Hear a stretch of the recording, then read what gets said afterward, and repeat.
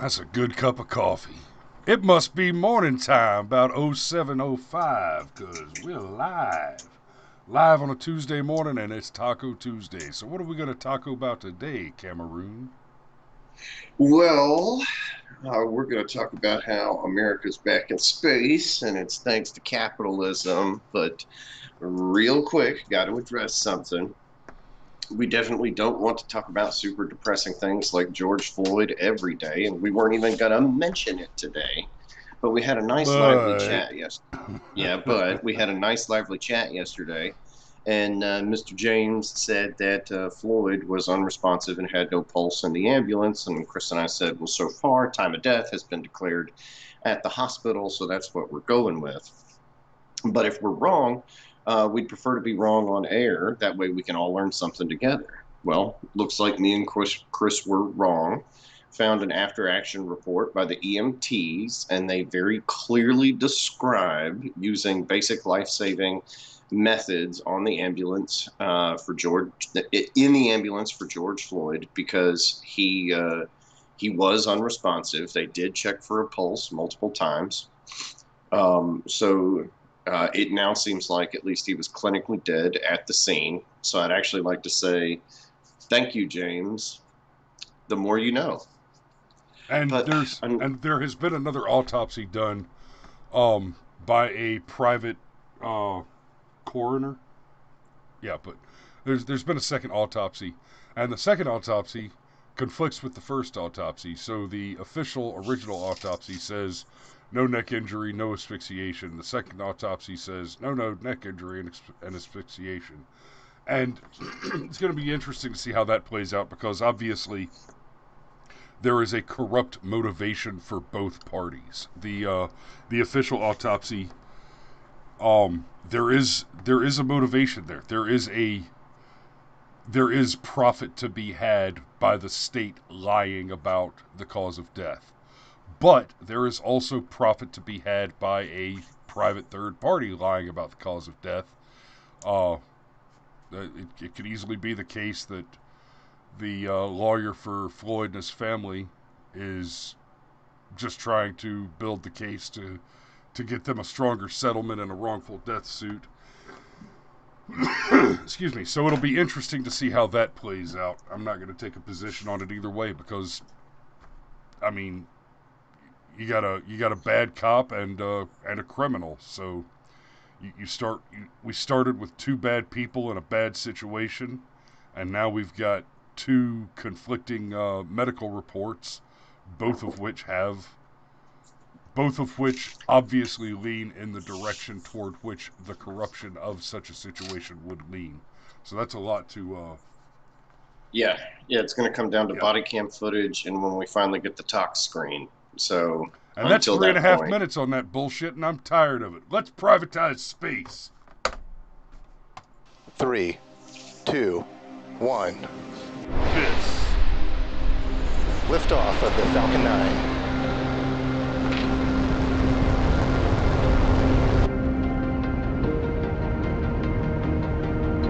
Vehicles pitching downrange. Stage 1 prop is nominal. Stage 1 entry startup.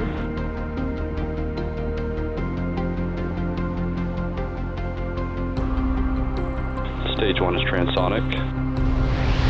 Stage 1 landing weird startup.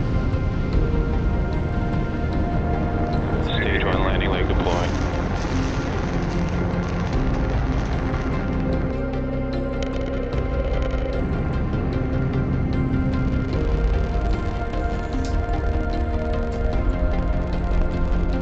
Falcon 9 has landed.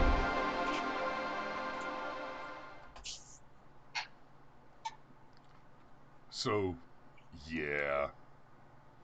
Um yeah, the privatization of space, man, that's freaking fantastic. Um yeah, it is. Yeah, it is. Closest analog to the closest living analog we have to Iron Man has put America back in space. No more hitching rides with the commies to get to and from the International Space Station. That, by the by, while named the International Space Station, has been primarily funded and built by us. So there's that. Sort of like the UN is in New York. Just, America bad, America bad. Yeah, America Unless they bad, need 'em. America bad. But as soon as we stop subsidizing everybody with military support, space exploration, and the freaking UN, that's the end of socialized medicine everywhere. Yeah, I was going to put it a little more simply and just say America bad until they need $20 for date night. It's sort of like how you hate your parents until you need to borrow the car. So, hey, we appear to be coming through the channel okay, but as far as our personal screen share, I'm getting just crazy lag. If there's anybody in the chat or anything like that, I literally cannot see. That's you. That's you, not me. Oh, well, good. I'm looking at the channel feed over here. It's smooth and clean. I'm looking at the local feed here. It's smooth and clean. So move out of the sticks, brother. So anyway, No, I'm gonna stay right here. No riots. Not. Excuse me. So, but yeah, go ahead. Go ahead, please. Go ahead. Okay. Well, I was just gonna say that as a kid, space exploration was just like the coolest thing, and for Chris and I growing up in the '80s, the moon landing had just happened in 1969. So this was a thing that was still fresh in everybody's mind. We had the space shuttle program, and unfortunately, a couple of space shuttle disasters. But like America was just on the forefront, and this was such a cool thing. And being an astronaut required this intense mix of being both mentally and physically capable. The tragedy of that one teacher that got to go to space and unfortunately never came back. There's a lot of emotion wrapped up in this, and I distinctly remember, even though I was a little kid, Ronald Reagan's Oval Office address after the disaster, and and he used language that said, just people that tried to touch the face of God, and we could never have them back. And then Obama, man, and don't give me your Democrats are the party of science bullshit, because one of the few things that you can say that government subsidies has contributed to the welfare of not only our country but the entire world is the NASA program. Like there's the old line about, hey, you know why you have Velcro? Because astronauts needed to figure out how to make things stick without actually sticking as they were floating around in space. Yep. And stuff like that. And then Obama, he was cool with spending money on damn near everything, but he cut NASA's budget and declared it. I mean, you remember, like, it's supposed to be like an agent for racial change or something like that. It's like, no, pretty sure that it's right there in the acronym NASA. They're supposed to like go up and do aeronautical stuff, but whatever. And of course, he famously dumped a lot of that money into things like Solyndra, which, guys, let's be clear, Solyndra didn't fail. Solyndra did exactly what it was supposed to do. It stole and laundered a bunch of taxpayer money into a bunch of Democrat pockets. It's basically just, Planned Parenthood for the sun. Yeah, and keep going, Anita. Oh yeah, just keep going. Oh no, sorry. Okay, well, I'm just going to keep going. Let me point this out. You can buy yourself a little rideshare time on a SpaceX flight as early as October of this year for around for as low as $1 million. That's right, with a payload of no more than 220 kilograms, looks like $1.1 million to put something, who knows, maybe up to and including your ass into space. So aren't kilograms basically 2 to 1? So for a guy like me that's about 170 pounds, I'd need 340 kilograms. Oh, you know what? That's a fun question. Let me. You're. I think you're just about right. Let's see what it would cost to put me in space. A lot.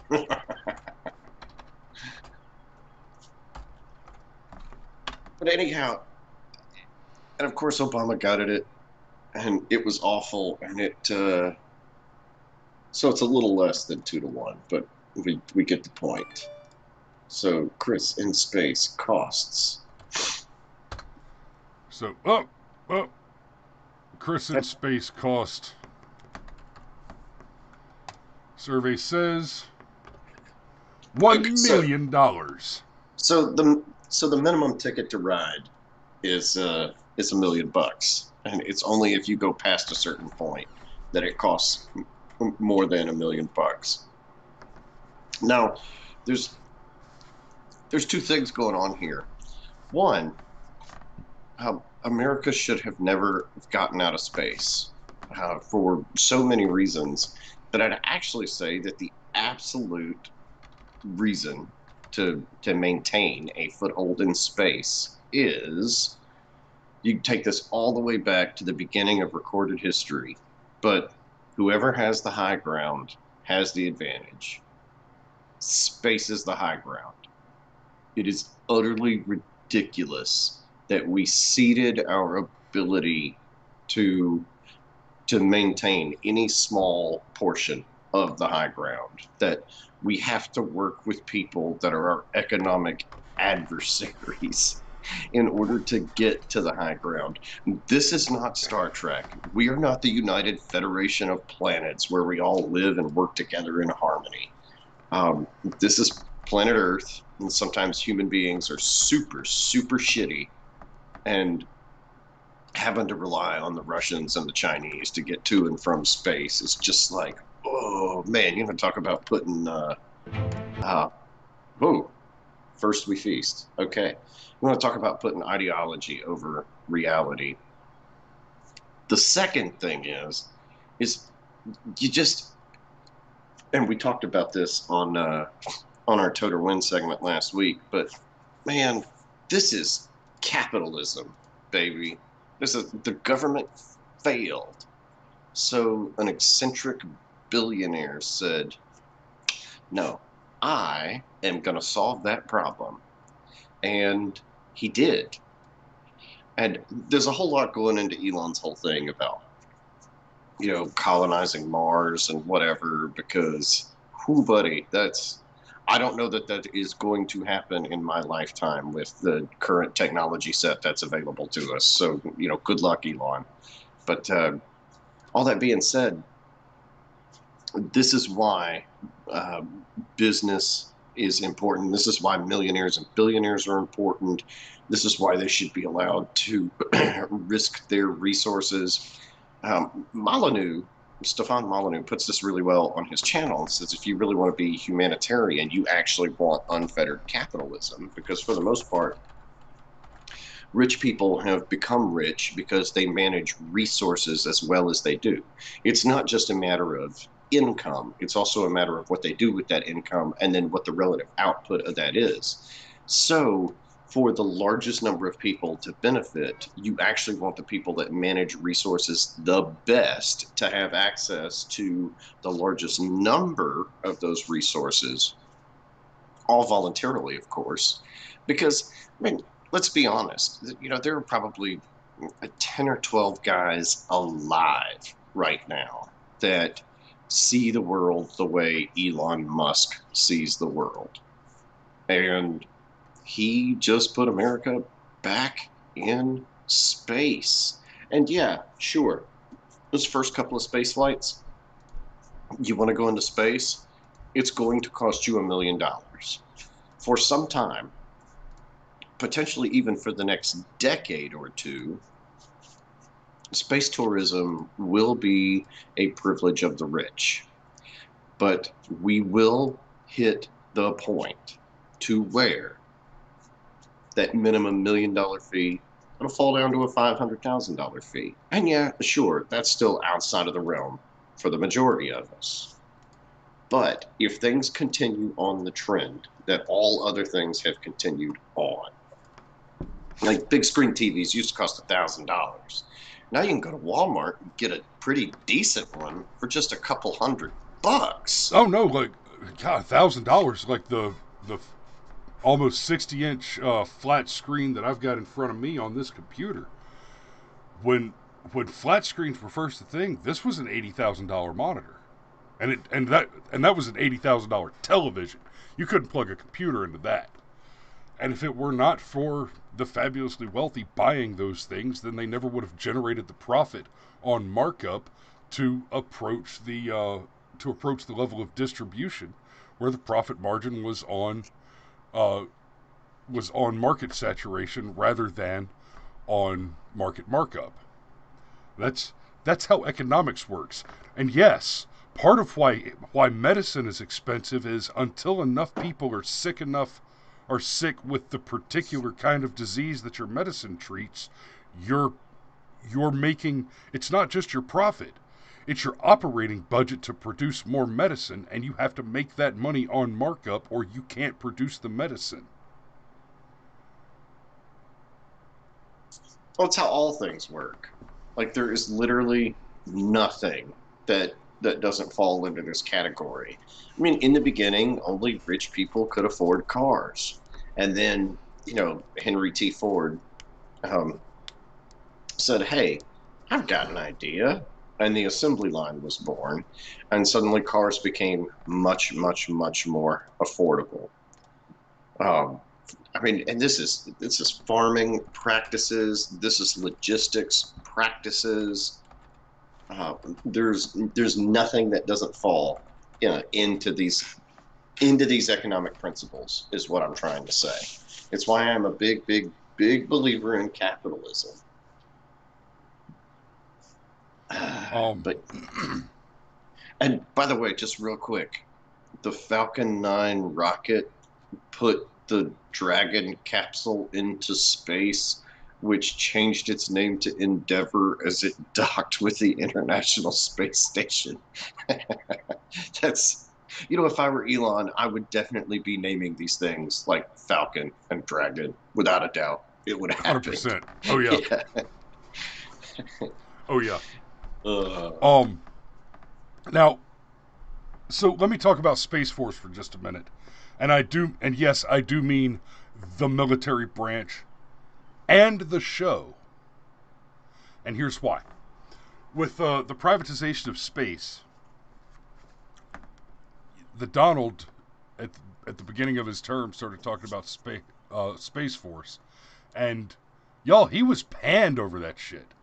People started freaking out and making all kind of noise and cracking all kind of jokes. And let me tell you something. When I got out of the Army, I was offered a very tasty bonus and a new duty station and a promotion, and I was made a very healthy offer to stay in and keep doing my job.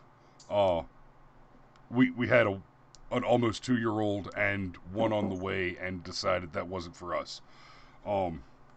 Didn't want to leave mommy home with the baby for another solid year while I went back to Afghanistan again, which was the route that we were talking.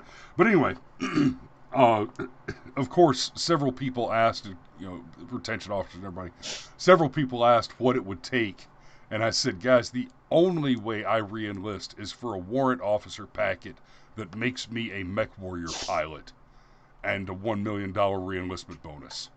You give me $1 million re-enlistment bonus and make me a warrant officer piloting mech warriors, and I'm in. I'll play that game twice on Sunday.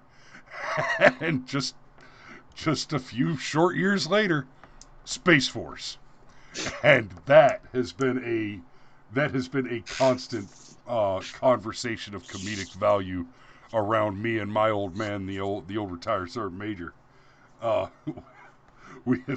We have often mused about just signing back up to basically start, get in on the ground floor of getting Space Force running. Now, there is now a Space Force. That's been done. That's a thing now. It's a young thing. It's a new thing. It's a shiny thing that's in progress. But it, in fact, does exist. And we'll be talking more and more about this stuff, too, because, for one, I far prefer having these conversations over having conversations about the next race war. Here's the funny thing. As much as Trump was panned over it, Neil deGrasse Tyson has been talking about the need for, I don't think he ever called it Space Force explicitly, but as early as the beginning of the Bush administration, Neil deGrasse Tyson has been in the White House speaking to presidents about the importance and the need for something like a Space Force, basically a military branch with that level of funding, so that scientific interests can be developed in orbit and in exploration just out of orbit, and trips to the moon and trips to Mars and all that good stuff. And part of the vision that Tyson had when he started approaching presidents about Space Force more than 20 years ago was that one of the things that's going to happen is, and we're just about right on his timeline for this, one of the things that's going to happen is the privatization of at least some parts of space travel and space exploration. And that's going to be a thing that America does, and it's going to be a thing that the enemies of the United States will want to hinder, exploit, and damage. And part of what that means is that we will have a national security interest in defending our properties in space. And holy shit, was he right on the money there. And then there's this show out. They've already got a show called Space Force. It's got a freaking all-star cast, notably Steve Carell, one of the, and you may recognize the name Steve Carell. He's of The Office fame, and of more recently the contributing actual cash money to organizations, to non-profit organizations that use that money to bail out Antifa protesters after they're arrested for setting your businesses on fire. Yeah, that's Steve Carell. Yeah. Is that one news to you, Cameron? No, Did you pick just up? listening. Okay, he's just yeah. And John Malkovich. So, and Patrick Warburton is the Marine General. That's hilarious. But the show is, of course, all the lefty, anti-Trump rhetoric and garbage that you would probably expect it to be. But then they crack a couple of jokes on AOC as well. Crack a couple of jokes on Schumer and Pelosi. There are a couple of jokes that swing to the left as well. And then, I watched the first two episodes and I just about gave up on it because it was funny, but I got a little tired of the panning and whatnot. But then John Malkovich has this fantastic scene where he is testifying as the chief science officer for the program. He's testifying in front of the congressional budget hearing, budget committee, and he's being grilled by AOC, the AOC character, whose name is not AOC, but it is. And she keeps asking the general, played by Steve Carell. She asks him. She says, "This is an orange, and on your budget it says that it costs $10,000 to send this orange into space. What do you expect me to tell my constituents on food stamps about that?" And Steve Carell actually gives this beautiful speech about how important the work is, and sometimes it's not about the money. Sometimes it's about, we send an astronaut to space, and the work that they do there, the science that they develop, all of that, They're up there for a long period of time, separated not just from their family like a soldier deployed, but from the very earth itself. And every time the station is resupplied, we allow them 1 pound of a personal food preference. This one wanted a pound of oranges, and so we sent them. And yes, the orange is worth $10,000 for that astronaut to have that, to feel that. And then the AOC character, yeah, but well, what do I tell my constituents on food stamps? And Carell says, maybe I can have my science department work on a nutritional food supplement paste that we could start feeding them instead. And then Malkovich chimes in as the scientist and explains that we're developing this satellite that's going to do all this wonderful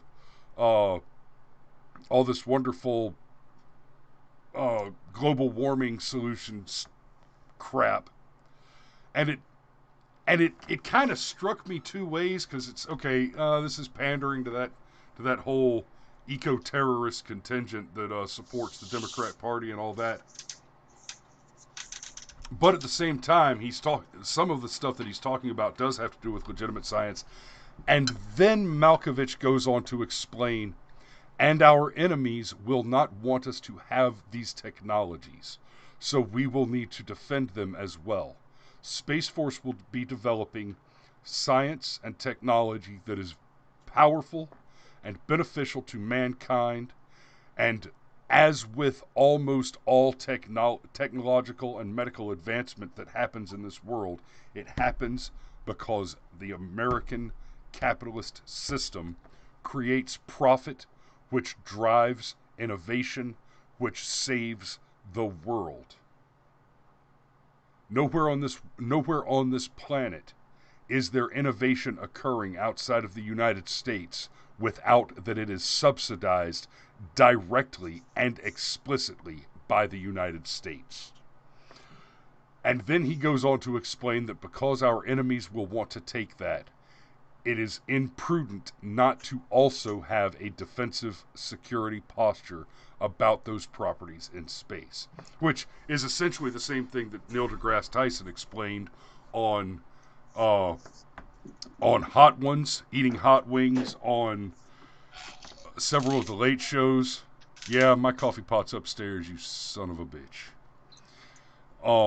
But Tyson has talked about this several times. And so, man, I tell you what. Oh, Rodney called me a racist. And good morning to you too, sunshine. See, I still can't see the comments. Oh no, I'm sad. How can you not see the comments? I live in the sticks. Oh, I was about to say, I shared it with you. Oh, and there you go. Yep, it is that you live in the sticks. Those articles that you tried to send me earlier, I have them now. Aha. Well, there you go. Why are we racist? Or is it just you? It's probably just me. He's smiling in his picture, though. That was a fly. He's smiling in his thumbnail picture, though, so I'm going to assume it's a joke. Anyway. Oh, wow. I pulled it up on my phone. He's got Ahmed Aubrey as his profile picture. Oh, good. Do you care to expand on that there, Rodney? No. No, I'm asking. Yeah, that's Ahmed Aubrey, dude. Wow. Okay. Seriously. Found his high school picture back before he looked like a criminal. Yeah. No, seriously. We appreciate the fine art of trolling. So please troll away what you got. Probably nothing. The racist is it's basically when you know somebody is at the end of their argument. So if your opening salvo is racist, that tells me about exactly how much mental depth you have on any particular subject. Yeah, and there's now that. we have Parnell Jenkins says you all are. That's Well played. Well played. You just made an assumption about an entire race of people.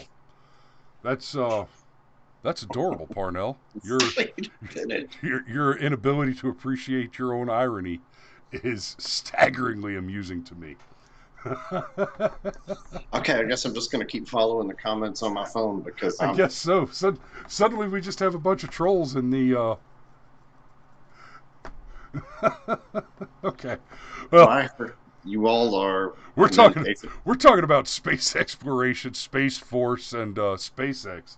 So, y'all just go on ahead with whatever it is there, and that's adorable. We appreciate the engagement. It feeds the algorithm. You're going to be making me money if you keep it up like that. David Leibowitz says the No, he police doesn't. need the boot. No, he doesn't. No, yes, he does. No, they can read the comments, and I don't have time for all that mess. We've got some racists in the comment section trolling us as racists, and that's adorable. And y'all go right ahead. I was about done anyway. Did you have anything else to add there, Cameroon? Yeah. Lil Reaper has got, it appears to be Mike Brown? Wait a minute. So we've got one guy with Ahmed Aubrey, and then we've got another guy with, it appears to be Mike Brown as their profile picture. Is this a thing that I missed? Like, was there some call to action from social justice warriors to update your profile picture to one of these people? Well, hey, to the racists in my comment thread, let me just ask: Did y'all get a call to action to select a particular Dindu to use for your racist trolling bait? Yeah, because wow, what's that? Lil Reaper says grape drink all around. I don't even know how to take that. Like, that could be like, who knows? What is a BT-1000 here and proud? Oh, who knows? Wait. Is that Black Troll 1000 or Black Terminator 1000?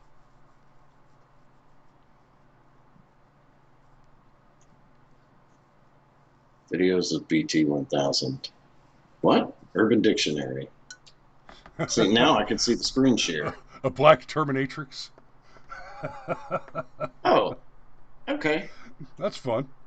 Actually, I gotta admit, it's pretty funny. Of course, the T-1000 was actually intimidating, so... Good morning, Drew. You managed to pop in just in time to watch us sign off. Sorry about that, brother, but you'll have to catch us tomorrow morning. Watch the rest of this show on the replay. And that's, like I said, that's about all I've got. We were on for an hour yesterday. We've been on for a half hour this morning. I'm about done for the day. So, you got anything else to add before I call it quits there, Cameroon? Oh, I got lots, but it ain't about Space Force. Well, that's what this show is about, so we're done. Team Money, racist punk. Where did all this come from? I don't know. I was just singing the praises of fucking Tyson, Neil deGrasse Tyson. So, okay. But anyway, we got our half hour in this morning. It's been a good show. SpaceX is definitely a thing. Accomplished by a legitimate African American, unlike the trolls in our feed here. And that's all I've got to say about that this morning. So you take a shot, but y'all go ahead and stay black there, brothers. No.